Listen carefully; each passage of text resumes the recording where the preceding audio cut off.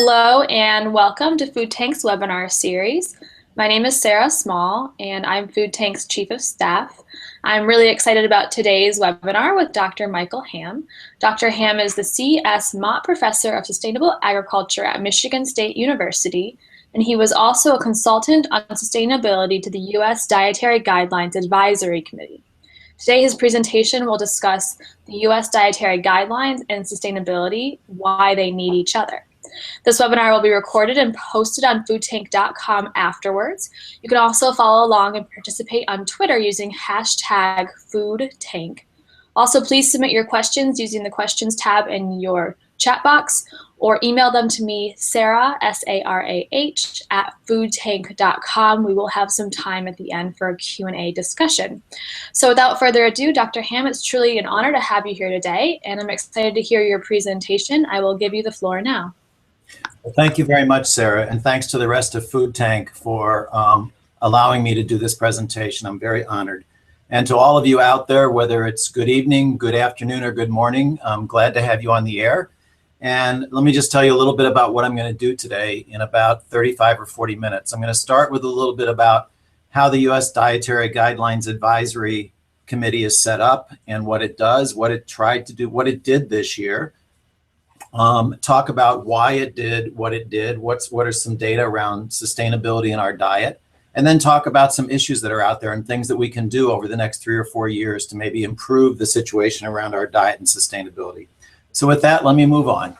And let me just remind everybody, if you're not aware, that what happens with the DGAC is that Congress authorized the creation every 5 years of the U.S. Dietary Guidelines Advisory Committee under the joint auspices of the United States Department of Agriculture and the Department of Health and Human Services. This committee meets for 2 years, submits its report to the 2 secretaries, and then it's disbanded. After that, it has no more formal function with respect to the dietary guidelines, their development, their implementation, or anything else. This year, the DGAC decided to approach the issue of sustainability, similar to how it's addressed physical activity in the past. And it did this really for a very simple reason, that addressing this complex challenge is essential to ensure a healthy food supply that will be available for future generations. So the DGAC this time decided that it was not enough to think about the current generations that are in the United States, but it was also important to think about our daughters, our sons, our grandchildren, our great-grandchildren, people that are going to come over the rest of the 21st century into being. And so we used 2 FAO definitions with modification. The first one was around sustainable diets, that they are a pattern of eating that promotes health and well-being and provides food security for the present population while sustaining human and natural resources for future generations. It also took the FAO food security definition and modified it slightly to say food security exists when all people now and in the future have access to sufficient, safe, and nutritious food to maintain a healthy and active life. So these were the 2 definitions around which the DGAC functioned. How does the DGAC go about its work? Well, it's actually a very, very rigorous process to look at the science that's out there, take the best science, and see what it says. So this was done this time with the existing DGAC expertise plus 2 consultants, myself and Tim Griffin from Tufts University. It used a rigorous methodology that started with about 1,700 papers, articles that were identified, screened this down to 87 articles, screened it further to 24, and screened it further to 15. So there was actually 15 studies that were used to come up with what the Dietary Guidelines Advisory Committee thought could be said around sustainability in the diet at this point in time for U.S. residents. And so what the DGAC fundamentally says in its report is, first of all, that there's interest in dietary patterns and not necessarily individual foods. We tend not to eat individual foods, we eat across patterns, and there's different types of dietary patterns that we can identify. Those that eat lots of meat, those that eat limited amounts of meat, those that are vegetarian, those that are vegan, those that are pescatarian, etc. There's dietary guidelines for health and for sustainability are fundamentally compatible. What we found was that, in fact, there are some points of contention, but overall, what the Dietary Guidelines Advisory Committee thinks needs to be done from a health standpoint and from a sustainability standpoint are relatively congruent.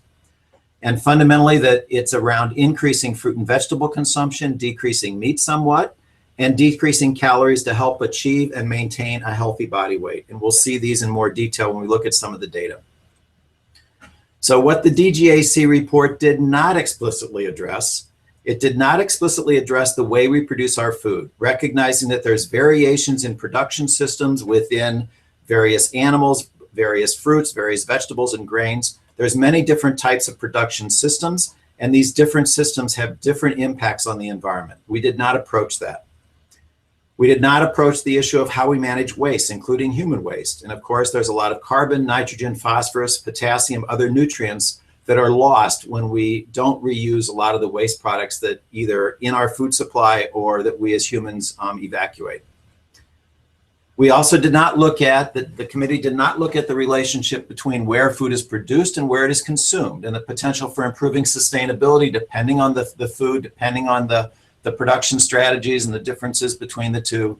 There's potential to think about where it's produced versus where it's consumed to improve sustainability. That was not addressed by the DGAC. The relationship of production location to energy and water availability. For example, producing fruits and vegetables in very low water environments and shipping them to very high water environments. These kinds of issues were not approached in this report at all. All of these four bullets could all have a major impact on improving the sustainability of our dietary patterns, and I'll talk about that a bit more towards the end. So why is this important to consider? Well, I think probably for most of you that are on this webinar are pretty clear that a lot of scientists now consider that we've entered what's known as what's being called the Anthropocene era. This is an era kind of coming out of the Holocene, in which basically the climate of the Earth is human dominated. And that's easiest to see on the bottom graph here, where we look at CO2 in the atmosphere over time. And if you look in the early 1800s, from basically 1000 AD to about 1800 AD, the CO2 in the atmosphere was very, very steady. And since the beginning of the Industrial Revolution, there's been a very rapid rise. And it's clear among all scientists, basically, and among most policymakers and most of you that are sitting there and listening to this and seeing this, that in fact, the climate is human dominated, and hence we are in the Anthropocene. And it's the Anthropocene that we need to deal with very deliberately now and for the rest of this century and beyond. There's another way to think about this too, and one is when we think about food and we think about economic activity and we think about the environment, we're typically used to seeing around sustainability the three-legged stool of economy, society, and environment, where they're all co-equal.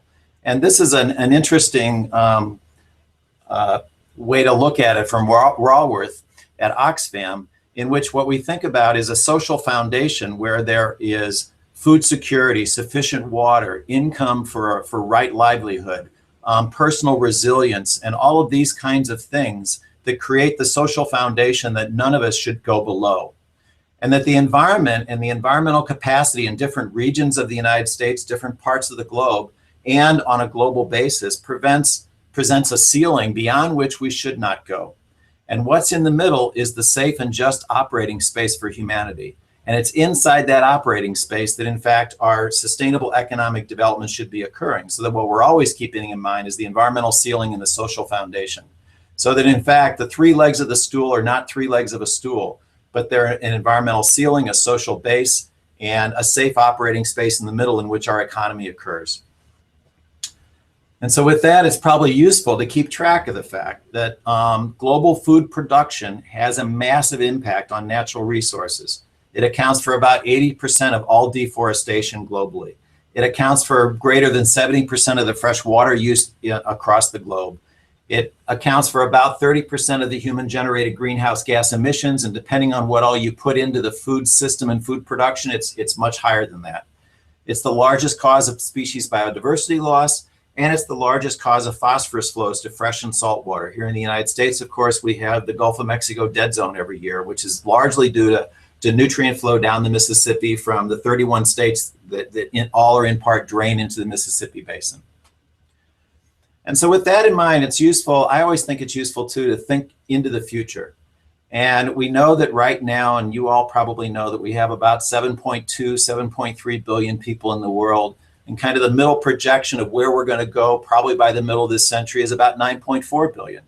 And one of the things that, of course, is on a lot of people's minds that deal with food and food systems and agriculture is how do we feed that population? How does that population eat? And one of the common things that you hear is that the world will need 70% more food to feed a population of 9.4 billion people. And I think it's useful to ask ourselves the question, is this an accurate statement? Under what conditions is it accurate? And so it's close to true if the following things all happen.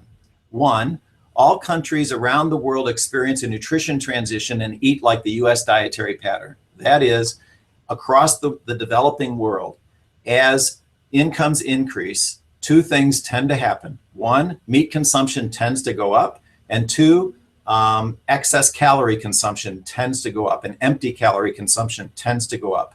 If those two things happen around the globe uniformly, and everybody starts to eat like the US does and like much of the rest of the developing world does, the developed world does, then yes, we need 70% more food. Also, if there's no reduction in the amount of food that's wasted. So typically right now across the globe, the estimate is something like 40% of the food is wasted. Most of that is at post-retail in the developed world, and most of that is in the fields and between farmer and consumer in the developing world. If there's no reduction in those losses, then yes, we need a lot more food to produce. And that there's no dietary pattern change in the developed world. That is, we keep doing what we're doing now. If those three things all remain true for the rest of this century, then yes, we need to produce about 70% more food. But that's not why we don't have to do that. So there's no reason for that level of food to be necessary except for our unwillingness to recognize that change needs to occur. Why? So meeting global food needs will depend on four concurrent approaches, I think. And this is adapted from Tara Garnett, who runs the Food Climate Research Network. If any of you aren't familiar with it, I would invite you to join it because it's a wonderful place to look at research and to debate issues. So at any rate, her conception is that one, there needs to be an alteration of individual and population dietary patterns. So we in the US need to change what we're doing in the EU, in the UK, and in the developing world, not to go forward with where we're at right now, but all of us meet in the middle someplace. That we need to adopt existing and developing new agricultural production practices that reduces impacts and conserves resources. So we know here in the United States, there's many different ways of producing, and we know that some of ththose ways of producing are better at conserving resources, and some are more wasteful of resources.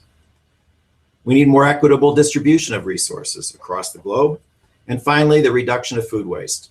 So if those four things happen, in fact, we don't need to produce 70% more food. Many of you are probably aware, there's a lot of analysis out there that say that right now the world is awash in food. We produce plenty of food for the population. The problem is the way how it's modified, how it's used, and how it's distributed. But that's another conversation. And so what can we say about dietary patterns and environmental sustainability in the US today?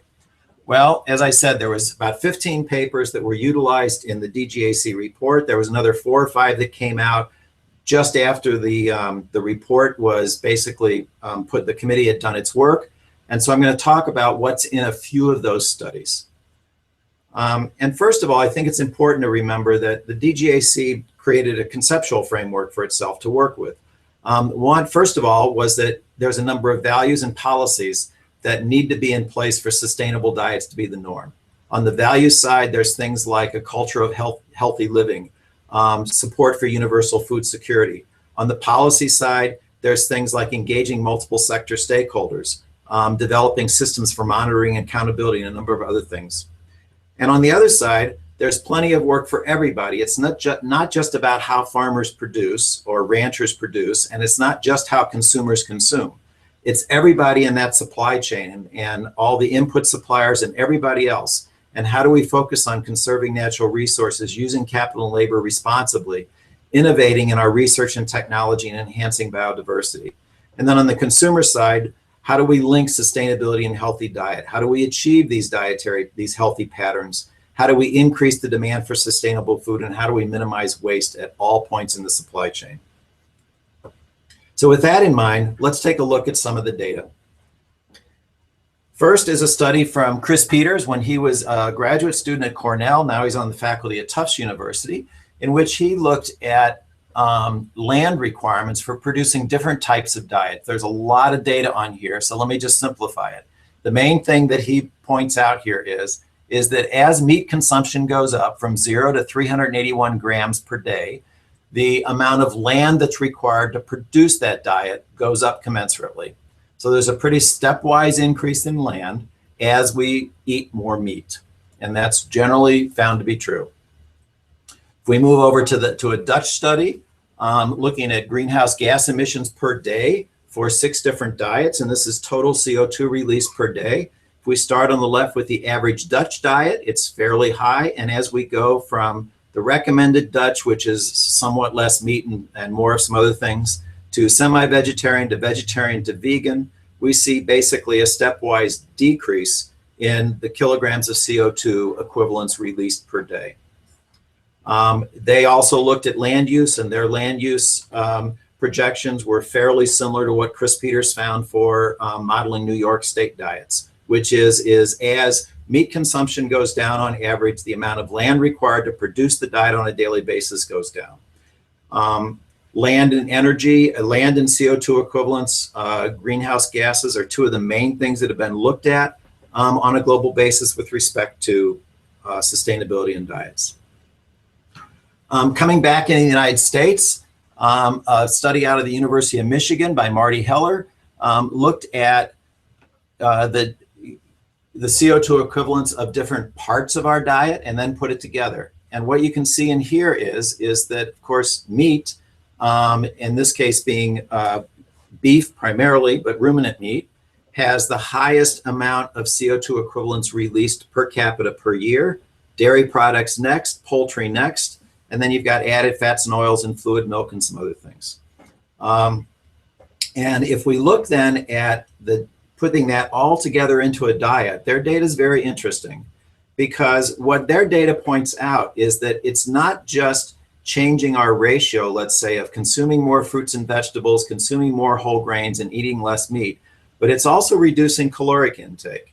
Because if we take kind of our standard average caloric intake across the United States of more like 2,500 calories and eat according to the dietary guidelines, the cumulative changes, which we see down here at the bottom, is in fact a net increase in CO2 emissions.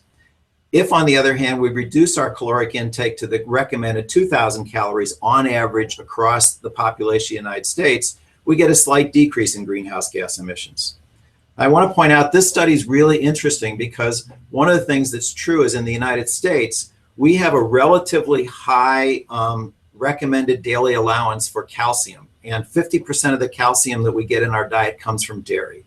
And so what you see is that the thing that really drives this relatively small decrease and this increase of calories stay high is really dairy consumption, because our dairy needs to go up to achieve recommended intakes, especially of calcium.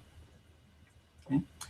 If we go now to the UK and look at a study from Scarborough et al. That based at Oxford University, and they've been conducting a study of diet intake among UK residents for a number of years now, and they took that data and looked at how different types of dietary patterns in their data collection, in their data, looks like with respect to kilograms of CO2 equivalent released. And basically they divided up their meat eaters into high, medium, and low meat eaters, and then looked at fish eaters, vegetarians, and vegans. And so what you can see here is that the high meat eater is about 100 grams a day, or about 3 ounces of meat a day, fairly high. And as meat consumption goes down, basically the dietary greenhouse emissions per day tends to go down. If we then look globally and look at Tillman and Clark's study, which was in Nature in 2014, this is a global study. If we look in the middle at the greenhouse gas emissions per servings, again, livestock tends to be fairly high. Fish, depending on how the fish are produced or harvested, tends to be fairly high. And the interesting thing about this is that if you look at the top one, you can see kind of the omnivorous diet, the Mediterranean diet, the pescatarian diet, and the vegetarian diet. Okay? And again, as we move towards lower meat consumption levels, the greenhouse gas equivalent release per serving tends to go down. They also compared that to diet and health. And no surprise probably to most of you sitting here is that if you look at these different kinds of diets, diets that are different from our standard diets, that tend to have increased consumption of fruits and vegetables, that tend to have increased consumptions of whole grains, that tend to have reduced consumptions of meat, also tend to have a reduction in the relative risk of different diseases. Type 2 diabetes, typically associated with obesity, cancer, coronary mortality. And so with that in mind, let's think about some considerations, some other points. First of all, I want to be clear. There are studies out there that disagree with this, and we can debate the pros and cons of different types of studies, but I think the general agreement is what I've been talking about so far here today. This does not take into account variation in production strategies. In general, these studies look at the dominant production strategy for different types of crops and different types of animal products. So for example, there is data out there. I was just looking at a new book from Chelsea Green called The Carbon Farming Solution by Eric Tonsmeyer. And he's got a table in there looking at the net carbon sequestration of ruminant animals on different types of production systems. And as you go to a more intensively managed pasture with silviculture, what his data tends to indicate in this book is that you get net sequestration of carbon and not net release. So depending on the type of production, there may be advantageous reasons to consume some beef, or to have some beef on the landscape at least, or cows on the landscape. And we can talk about that in the discussion if people are interested. I didn't present any literature on water use and water footprints, but again, a lot of the water footprint data looks at the dominant use of water, and some of this is flood irrigation or overhead sprinkler irrigation, which tends to be relatively inefficient. If we look at high efficiency water use like trickle irrigation for outdoor production or hydroponic for indoor production, we can get 80, 90 or more or greater percent efficiency of water use, and we'll have a very different water footprint than we will if we're using flood irrigation or overhead sprinkler irrigation. This does not look at intra versus inter food item and sustainability.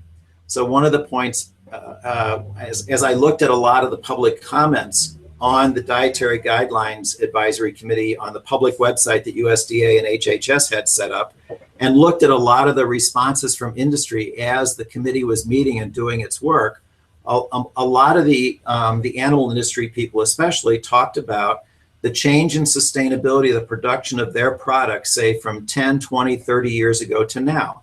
So there's more efficient use of feed, there's more efficient use of water, there's more efficient use of land.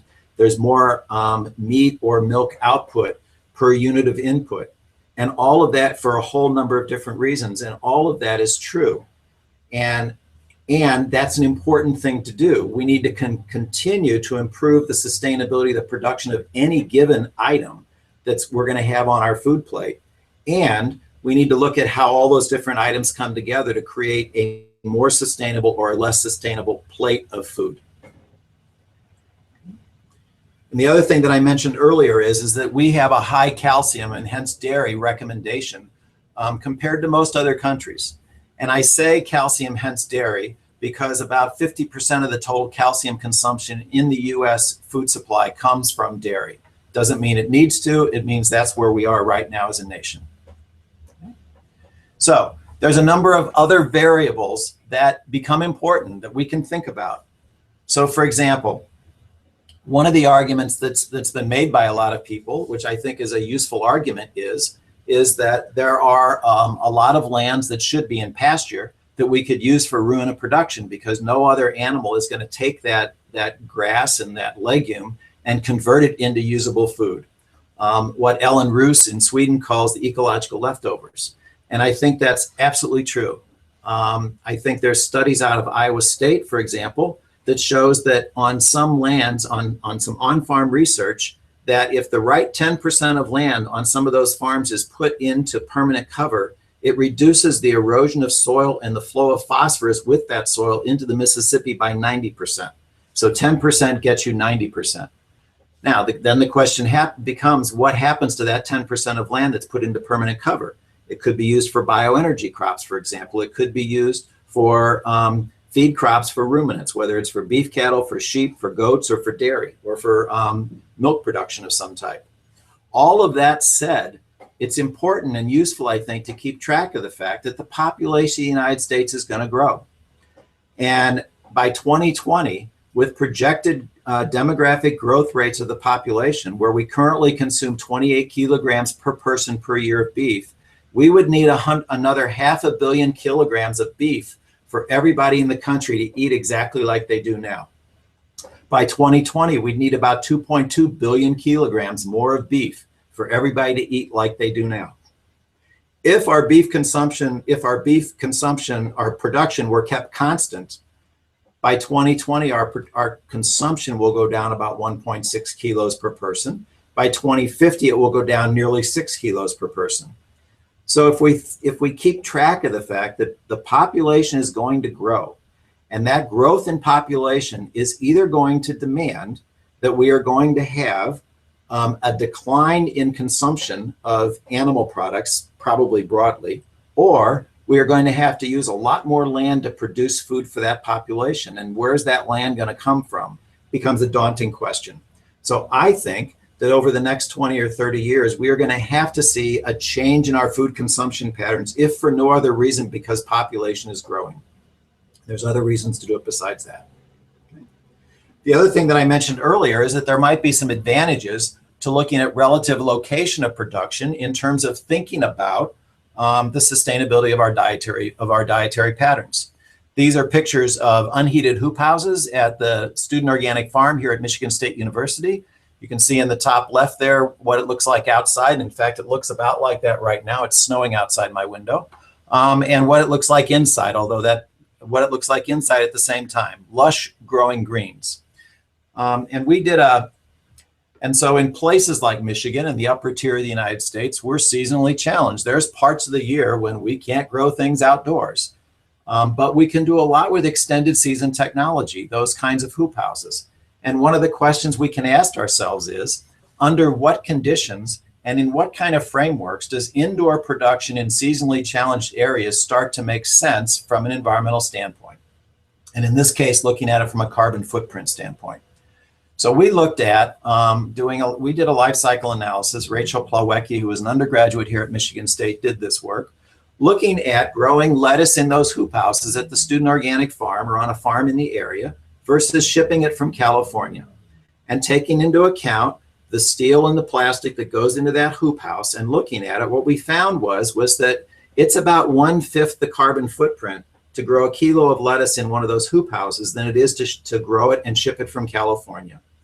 So in this case, where there's no fossil fuels being used for heat or for light, it makes a lot of sense to think about something like this for our part of the country.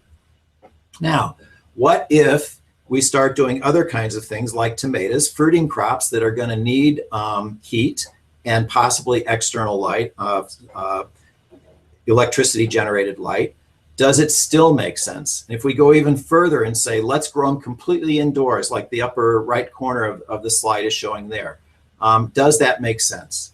Well, Louis Albright did a really nice report looking at energy investments in CO2 emissions for fresh produce in New York State. He's I believe, emeritus professor at Cornell University who spent a number of years looking at indoor production systems. And they look basically at the kilograms of CO2 released per kilogram of lettuce, importing produce from the West Coast, 2,900 miles transportation across the coast. And for transportation only, they get about 0.7 kilos of CO2 released per kilo of lettuce, which is actually, by the way, about the same as what we found in our study with the hoop houses. If they do that 100% indoors with 100% artificial lighting, it's about 5 to 6 times that. In other words, that makes no sense from a carbon footprint standpoint. If they do it in greenhouses where most of the production is coming from the sun, but there's artificial light to supplement that, and there's CO2 that's injected into the greenhouse to speed up the growing.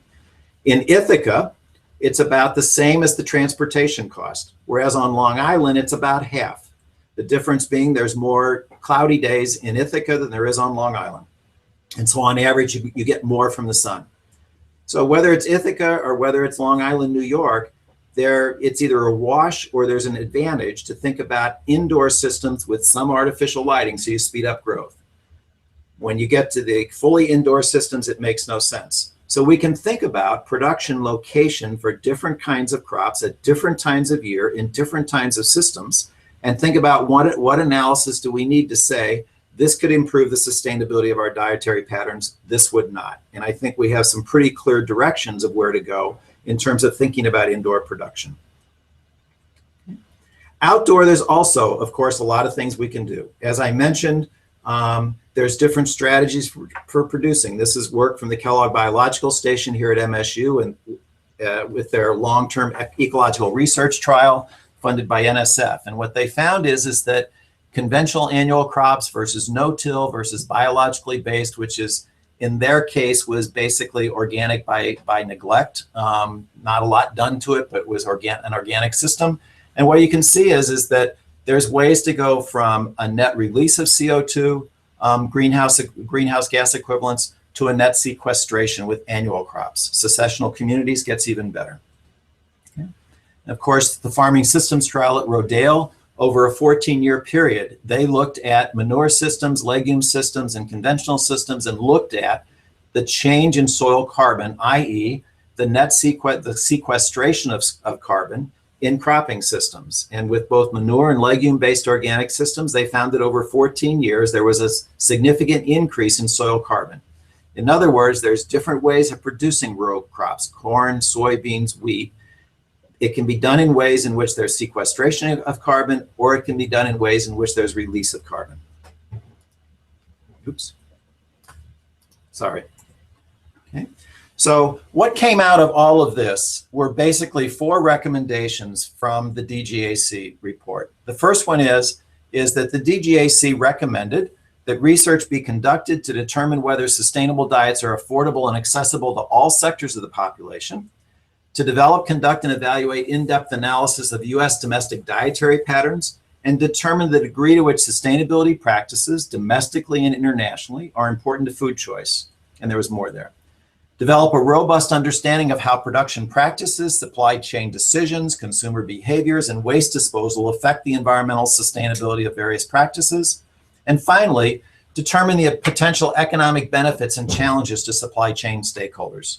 It's a pretty broad research agenda and kind of investigative agenda that DGAC was recommended get started over the next few years, so that as the next DGAC is impaneled, there's the ability to go forward more robustly with sustainability. Okay. And what this basically means is, and to conclude, is that the United States needs to blend dietary pattern guidance for both human health and environmental health. Now, unfortunately, as probably you all know, once the report hit the newsstand and all kinds of comments came in, and there was all kinds of lobbying that went, and basically the secretaries were in essence forced to say that sustainability would not be part of the dietary guidelines. I want to go on record as saying that it's not because it was outside of the realm of what the DGAC should do, because in fact, in previous years, the Dietary Guidelines Advisory Committee had addressed the issue of exercise and physical activity, which technically doesn't have anything to do with diet. That said, political considerations meant that it didn't. My hope, and I think the challenge over the next several years, is to ensure that when the 2020 Dietary Guidelines Advisory Committee is impaneled and when it sits, that in fact sustainability is a core component of what that committee is going to deal with. That doesn't mean sustainability can't be dealt and diet can't be dealt with in other venues, and it should be. But I think that's a perfect place to think about how our dietary patterns can either improve or harm our movement towards a more sustainable future. And so with that, I see I've gone about 35 minutes, so it's probably a pretty good time to stop. And I'll stop here and I'll just say, that's my grandmother. I always like to show her. The picture on the left on the screen was when she was 94, and the picture on the right is when she was 104. She just turned 108 in January, and she said her success is 1 beer a day, but none on Sunday. And with that, I'll stop and answer any questions that I can. Thank you very much for your attention, wherever you are out there. Thank you, Dr. Hamm. That's a great way to end. So let's see here. Thank you again for your presentation. It was really informative. We do have a lot of questions from listeners, but I encourage our listeners to continue to send those in once again using the chat box or emailing them to me, sarah@foodtank.com. So the first question comes from our listener, Benjamin, and he asks, what is your opinion of Demeter certification or other certifications such as permaculture, and how will soil health play into the future of U.S. dietary guidelines and sustainability? Okay. Well, let me go with the last part of it first, because that's more general and I think probably maybe more useful for everybody. So soil health, I think some of the later data that I showed in terms of carbon sequestration and carbon buildup in the soil, especially the Rodale Farming Systems trial. First of all, I think that what everybody's found, and a lot of organic farmers have seen this in the Midwest with cropping systems, is that soil health is critically important to not just producing a good crop, but also being able to weather the vagaries of nature. So you've probably all seen pictures of crops in periods of drought when the crops look good in fields that have been managed to build organic matter. One of the things that was interesting to me about that Rodale Farming Systems trial is that if you looked over that entire period of time and you looked at kind of the conventional system and the organic system, when periods of high rain, when there was plenty of rainfall, the conventional system tended to do a little bit better in terms of yield than the organic system. In periods of drought, the organic system did a bit better than the conventional system. Overall, the period of time, the standard deviation, that is the variation in yield from year to year in the organic system, tended to be less than that in the organic system, tended to be less than that in the conventional system. And the way that I look at that is that as we are moving into this period of massive climate change because of the CO2 buildup in the atmosphere, and one of the hallmarks of climate change is that we will have more extreme weather events and we will have more uncertainty in the weather. You know, as they say, climate is what you expect and weather is what you get. And from my standpoint, I say to myself, if I'm moving into a period of greater climate and weather uncertainty, wouldn't I want to have a production system that had more predictability than one that had less predictability? And that more predictability in that organic system probably is primarily driven by the buildup of organic matter in the soil and the health of the soil. So I think it's absolutely critical. The other piece of that to think about is I mentioned the data from Iowa State and some very nice research there looking at how do we reduce erosion and how do we reduce the flow of phosphorus down the Mississippi into the Gulf of Mexico. And again, what they showed was that take on average, about the 10% of the most erodible soil out of production and put it in a permanent cover so that soil can't get lost. And again, what you're doing there is you're keeping soil in place, you're keeping nutrients in place, and you're building soil health. So I think actually probably one of our tenets of sustainable production, and for many people it is, has to be around the notion of soil health and building soil carbon matter. The final point about that is that there are programs around the globe that are focused on the notion of sequestering carbon soil as the key for mitigating climate change, and it's the key to mitigating the growth of carbon in the atmosphere. Thank you, Dr. Hamm. The next question comes from our listener, Mike, and he writes, the U.S. Dietary Guidelines Advisory Committee developed great science-based recommendations to incorporate sustainability into my plate that were backed by the USDA and HHS as an overreach. Will the committee use a different strategy in 2020 to build political and public support for enacting sustainable dietary guidelines? Well, that's a politically charged one, isn't it? So let me answer this the best I can, because again, and I want to be clear with everybody that I was a consultant to that committee, but I was not a full member of that committee. And that committee is appointed by the secretaries every 5 years, basically for a 2-year period. Now, the other part of that is that it's not really the committee's place to build a base of support for what it says. it's the committee's place to examine the best science and put that best science together in a narrative of what that research is and what their recommendations are coming out of that.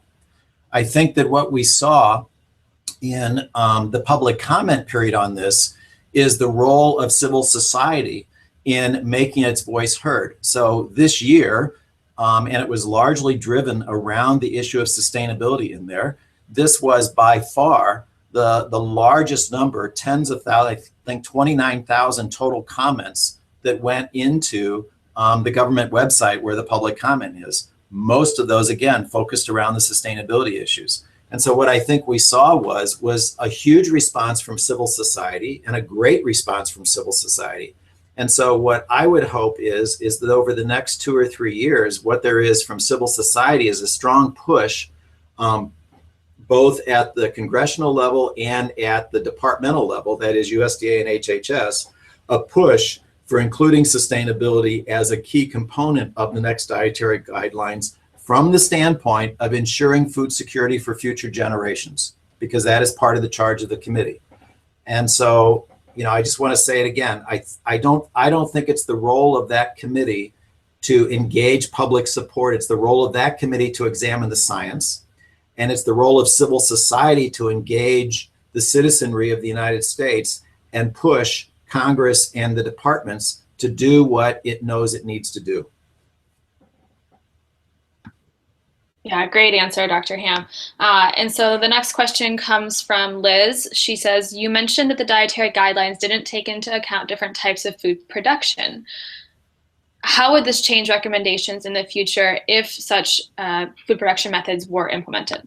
Okay, good question. And I want to say a little bit about why that was the case, and then explicitly answer the question. So the why it was the case was because that would, in the opinion of the committee, that would have then been clearly outside of the boundary conditions of what that committee was charged to do. The kind of dietary pattern sustainability the committee felt was inside the charge of ensuring food security for now and for the future. The production practices started to get outside of those boundary conditions, so that's why they were not approached. Okay, and then how would they change? Well, again, I think that first of all, the studies are becoming more robust all the time. So as I said, there were studies that came out right after the committee, the subcommittee finished looking at the literature. There's been more since then. The NSF has a call out right now for the food, energy, water nexus. I think there's going to be, over the next 5 years, there's going to be tremendous amounts of research coming out in this arena of sustainable diets and dietary patterns and sustainable food supplies and that whole realm. I think that when it gets more robust, we're going to see more data around water footprint as well as carbon footprint. And the water footprint becomes very important because we're tending to ship a lot of high water crops, like products like fruits and vegetables, from relatively low water areas to relatively high water areas. And so it's not just about how much water it's used, but how much water relative to the water there is in a region that's important. So I think that's going to change some of what we say. I think that this whole issue of ruminants and pasture and carbon sequestration, I think what it's going to tell us is even more robustly why there is a reason to have ruminants on the landscape and as a part of the food supply. Not that everybody has to eat meat if they don't want to, but that there's a reason to have ruminants on the landscape and as part of the food supply. And I think what we'll have is we'll have a better understanding of kind of how many ruminants and what level of ruminant production, and that includes dairy, what kind of ruminant production can be supported in a sustainable way. And I think we'll have better data about if row crop and corn, wheat, and soybean production were shifted in different ways, what would it mean to sustainability as well? So I think that we will have much better and more kind of robust analysis of sustainability of different types of production practices, how those can feed into dietary patterns, and relative to the growing population of the country and of the globe, what does that mean about kind of average consumption levels that are sustainable. I think we'll have a much better feel for all of that by then. Great. Thank you, Dr. Hamm. The next question comes from Margaret. She first comments and says, thank you for addressing the common thought that we would need to increase food production in order to feed a growing population and the circumstances of this being true versus not true. My question is, how does policy play into reducing food waste and feeding a growing planet? Very good question. So let me address it domestically here in the US. And it's a different issue in say, Africa and Southeast Asia. In the developing world and parts of South America, it's a different issue. Here, it's an issue, as I said, mostly of kind of retail and consumer level. And so I think I want to tell you a story about a student of mine, and I think that this will give you a good idea. So I teach an Intro to Sustainability class with 45 students every fall as part of our program. And the students in that class, and there's 8 sections of it, so I teach one of 8 sections. The students do a behavioral change project we call it the R3 project, Reduce, Reuse, Recycle, where they pick on something that they want to change about their own personal behavior. And one student a year ago wanted to produce less food waste. She lived alone. She lived in a single apartment by herself. She cooked for herself.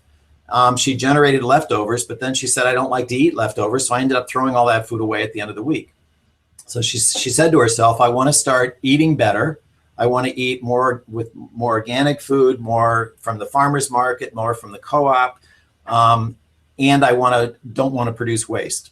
So she went online, actually, to the USDA website, to My Plate, and looked for recipes and did some other Google searching to look for recipes for single people. And found that she could shop at the co-op and she could shop at the farmer's market and she could buy more organic food, which tended to be more expensive, as everybody knows. And she didn't spend any more money on a weekly basis on her food, and she produced very, very little food waste. So it was it was life-changing for her. And so it's instrumental, I think, to think about the kinds of things that could be done on a policy basis to encourage people not to produce food waste, and the kinds of things in dense areas that could be done to think about recycling that into composting. So I spent 6 months at Oxford University last year this time, where it didn't snow, and they had basically, they came around once a week and picked up the food waste that you put outside in a small green bin. In our area now, we're part of we buy into a small startup company that comes around once a week and picks up your food waste, and then they do vermicomposting to generate vermicompost from it that they then sell to farms or to gardeners or to people who give them waste food. So I think there's a number of things that could be done to encourage people to eat with less waste and throw less away. And the second thing that can be done is what food is thrown away is to see, are there ways that can be recycled and turned into carbon and nutrients for farms and gardens and not turned into landfills where methane gas is produced and then offloaded into the environment? I'll leave it at that. Those are great examples, Dr. Hamm. Thank you. And unfortunately, we have run out of time, so I just want to extend another thank you to you for joining us today. And it was truly a pleasure to have you and gather all of your insight into the U.S. dietary guidelines and how sustainability fits into that. I'd like to also thank our listeners for sending in their questions. It was truly a pleasure. And I just wanted to send one announcement out to our listeners, which is that the next Food Tank webinar will be on Wednesday, March 16th at 12 Eastern. And we'll be hosting Anna LePay, who will present on the ABCs of the GMO debate. Do we really need GMOs to feed the world? So thank you again to everyone for joining us, and have a great rest of your day. And thank you again to Dr. Hamm. Thank you, everybody.